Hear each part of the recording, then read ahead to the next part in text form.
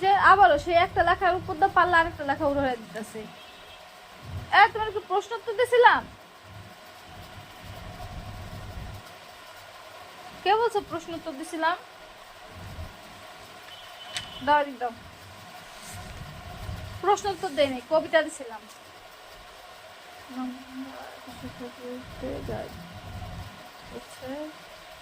বিদ্রোহীদের তাদের স্মরণের গাই।